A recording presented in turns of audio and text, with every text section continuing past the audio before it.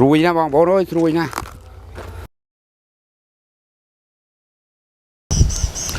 ប្រិមត្តទស្សនិកជនជាទីមេត្រីខណៈនេះផងដែរខ្ញុំបាទកំពុងតែស្ថិតនៅចំការបន្លាយសវត្ថិភាពរបស់លោកពូផិនផនក្នុងក្រុងសែនមរំខេត្តមណ្ឌលគិរីហើយខណៈនេះវេលានេះគឺថ្ងៃទី25ខែមេសាឆ្នាំ2025គឺឃើញថាបន្លាយស្ពៃក្តោបរបស់គាត់កំពុងតែដល់ពេលប្រមូលផលហើយបងប្អូនគឺល្អខ្លាំងមែនទែនបាទជាមួយនឹងស្ពៃក្តោបនេះសំឡេងគឺស្រាប់យើងអត់តបានញ៉ាំក៏យើងដឹងរសជាតិបាត់ហើយដោយសារយើងក៏ធ្លាប់ទទួលទានកន្លងមកអញ្ចឹងសូមកុំភ្លេចទាំងអស់គ្នាជួយគាំទ្រផលិតផលកសិករខ្មែររបស់យើងដាំដោយសុវត្ថិភាពមានបច្ចេកទេសត្រឹមត្រូវ 100% ស្របតាមស្តង់ដាររបស់ក្រសួងកសិកម្មរុក្ខាប្រមាញ់និងនេសាទហើយលោកអ្នកនឹងបានដឹងអំពីលេខទំនាក់ទំនងជាមួយគាត់ថាគួរទិញបែបណាដើម្បីបានបន្លែល្អសុវត្ថិភាពហើយយើងខ្ញុំនឹងដាក់លេខទូរស័ព្ទរបស់គាត់នៅលើវីដេអូនេះតែម្ដងបាទសូមកុំភ្លេចណាគាំទ្រជាមួយនឹងផលិតផលល្អ 100% របស់ខេត្តមណ្ឌលគិរីបាទ Tao tích vào toàn đi phải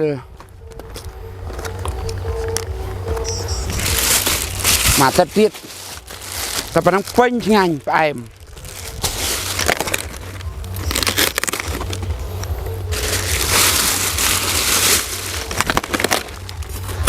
mình cắt liềm đúng không ọt miên này cắt tốc ấy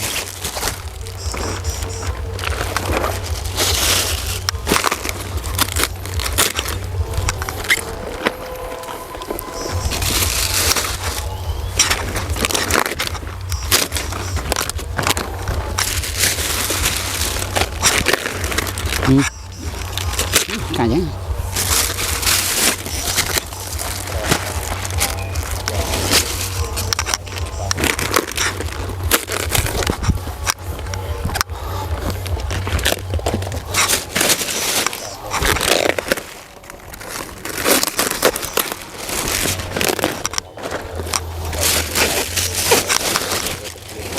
mà đi dùng bạch lắm